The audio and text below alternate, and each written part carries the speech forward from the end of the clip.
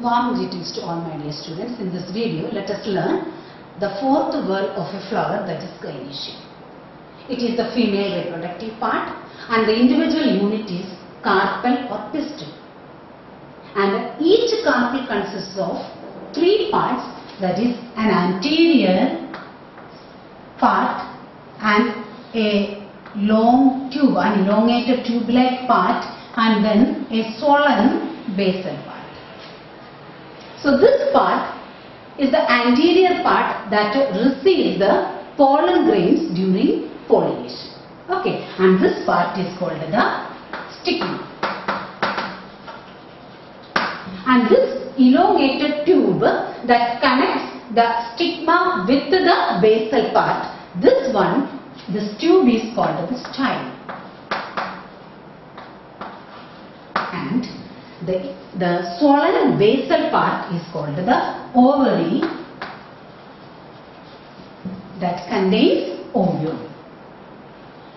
The ovules are generally borne on a flattened cushion-like structure called the placenta.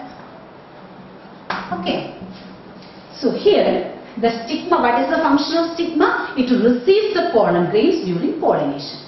And the style acts as a passage to carry or to transfer the male gamete from the stigma to the ovary for fertilization.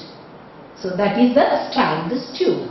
And this ovary is the part where the eggs are present. And the ovule or the eggs are borne on a special cushion-like flattened structure called the placenta. So after fertilization, you know that the ovary becomes fruit and the ovule becomes seed. So many of the flowers, the gynoecium consists of only one carpel. That type of flowers are called, or gynoecium is called a monocarpellary gynoecium. That is only one carpel, monocarpellary. And some flowers, the gynoecium consists of more than one carpels. That is called the multicarpellary. More than one carpels are there. The gynoecium consists of more than one carpel. And if it is more than one carpel, as in other floral whorls, they can be fused or free. Like in corolla or sepal or petal or stamen, they can be fused or they can be free. If all the carpels are multicarpellary condition but the carpels are free, then it is called the apocarpous condition, for example in lotus, rose, etc. And if the carpels are united or fused, then it is called the syncarpous condition, that is in mustard, tomato, etc. Many carpels are there but they are fused together to form one ovary.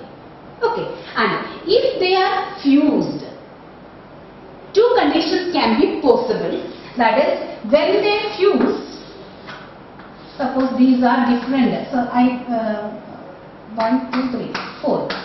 Now I drew an ovary with 4 chambers. That means 4 carpels. This one chamber is called a locule. This one locule in a fused or in a syncarpous ovary, this locule, one locule represents one carpel. One locule represents one carpel. So here in this condition you can see that the ovary is syncarpous but multilocular. Many locules are there. Multilocular. The septum of each carpel is visible here. But in some other cases, the septa dissolves. So this is a syncarpous only, but there are no septa. So here it is, we can see only one chamber. Only one chamber. That is unilocular ovary. So in a syncarpous condition, the ovary can be unilocular, that is in mustard. If in mustard you can see like this, unilocular, only one chamber in the ovary. But in the case of citrus, you are familiar with the citrus, that means this type of septa you can see. that is multilocular. This is also multicarpellary syncarpus, but in mustard also, this also multicarpellary syncarpus, but septa are absent. Inside the ovary, the ovules are arranged. And I have told you that the ovules are borne on special structures called the placenta inside the ovary. And this arrangement of placenta inside the ovary, or we can say the arrangement of ovules inside the ovary, is called the placentation.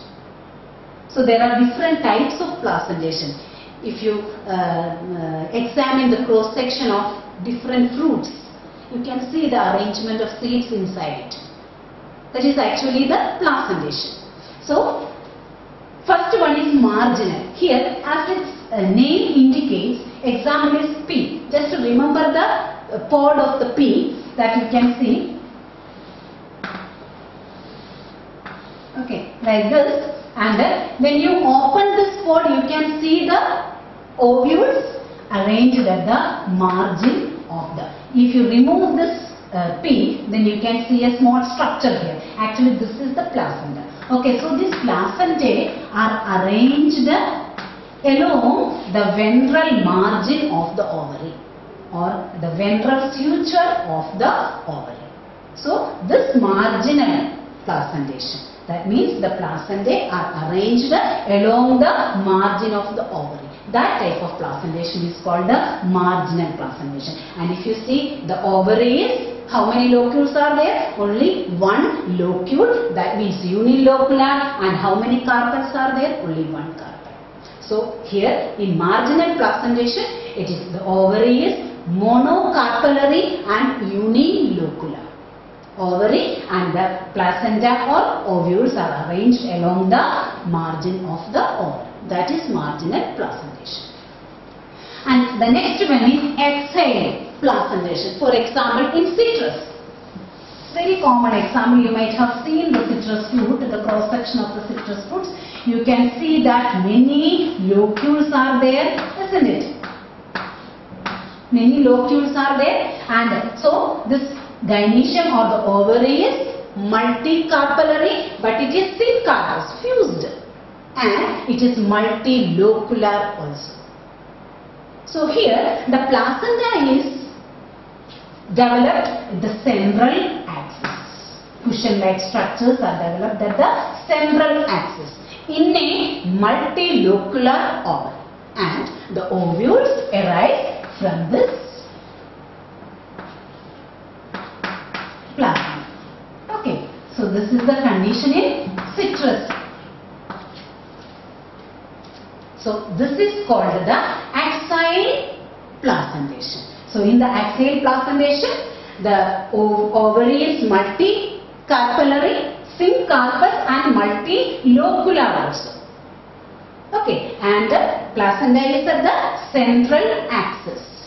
Placenta is at the central axis, and from this placenta, ovules arise. Okay, so this type of placentation is called the axial placentation. And another one is parietal placentation. For example, in mustard, cucumber, etc., we can see this parietal placentation. Here it is multicarpellary, syncarpous but unilocular. Multicarpellary, many carpels are there and they are united, syncarpous, but it is unilocular. The septa are absent. So here, where is the placenta? Placenta is originated from the inner wall of the ovary. Suppose this is the inner wall of the ovary, and from this inner wall of the ovary, this placenta originates. And we can also call it as peripheral part of the ovary, inner wall or the periphery of the ovary. The placenta arises from the periphery of the ovary, so that it is called the parietal. So it is multicarpellary, syncarpous but unilocular. But in the case of mustard, you can see there is a false, and the seeds or the ovules arise from this particular placenta, isn't it? Ovules arise from this particular placenta. And in the case of mustard, you can see a false separation in the ovary. It looks like a bilocular ovary, but it is not bilocular, it is only unilocular, but it is a false separation. This is parietal. And if you take the example of cucurbita or cucumber, it is also a common example for you, a slice of cucumber, you can see like that. Okay, so normally you may see the seeds are here, isn't it? So you may say that it is axile placentation, but it is not axile placentation. Here, what is the exact condition? That is, the placenta or the placentae originate from the periphery. From here only the placentae originates and it elongates and extends till this center, isn't it? From here also it originates and it extends and forms a structure like this, and here also it extends and forms a structure like this. And then the ovules arise from this particular placenta. So the ovules arise from this particular placenta. On this we are seeing that the ovules are arising from the center of the ovary. But actually the placentae are arising from the periphery and it extends towards the center, and then ovules arise from it. Okay, so this in cucumber also the placentation is parietal, but it looks like an axial placentation. Okay, so that is the parietal placentation example, mustard and cucumber. And here it is multicarpellary but syncarpous but unilocular, no septum. Okay, and now coming to the next one, free central. Free central means, example in dianthus, there is only unilocular ovary. Ovary is unilocular. If you see the longitudinal section, you can see that suppose this is the ovary and unilocular, it is unilocular, and the placenta arises from the central axis. From the central axis the placenta arises like this and the ovules form on the placenta like this. Okay, and if you take the cross section, when you take the cross section, we can see it like this. This is the placenta, and this, from this placenta the ovules arise. This is just like that of axile, but in axile the ovary was multilocular. In axile the ovary was multilocular, but in free central the ovary is, in axile the ovary is multilocular, but in the case of free central the ovary is unilocular. Okay, that is free central. And another one is basal. That is the example in wheat, maize, etc. Here it is basal. That means here also the ovary is unilocular. Ovary is unilocular. See, ovary is unilocular and the placenta originates from the base of the ovary.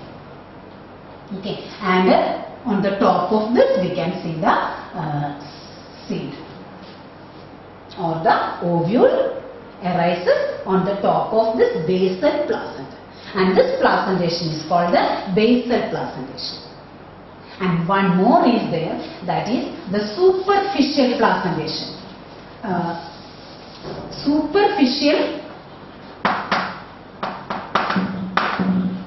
Superficial placentation means this is multicarpellary and multilocular also. Multicarpellary and multilocular. So it is the multicarpellary and multilocular. So the placenta is present all along the septum. The septum, all these septa has this placenta. So the ovules arise from this. Large number of ovules are there, and this ovules arise from this placenta, which is all along the septum. Understood? And this is called the superficial. Here the ovary is multicarpellary as well as multilocular, and the placenta is present all along the septum. Okay, so this is called the superficial placentation. Okay, so these are the different types of, and superficial placentation is an example, water lily. Superficial placentation can be seen in water lily. Okay, so these are the different types of placentation. So while learning gynecium, we have to remember these 2-3 things, that is, it is a female reproductive organ. Don't write it is a female gamete. It is the female reproductive organ, and it consists of the individual unit, carpel, and the carpel has 3 parts: stigma, style, and ovary. And the ovary contains ovule and all those, and the placenta also. And types of ovaries, that is monocarpellary, multicarpellary. In multicarpellary, apocarpus and syncarpus. In syncarpus, unilocular or multilocular. Okay, and then the different types of placentation. So the marginal placentation, first of all, understand the example, then it is very easy for remembering it. Either the example or the meaning of the name, then it is very easy to remember the definition. Okay, marginal, axial, parietal, free central, basal, and the superficial placentation.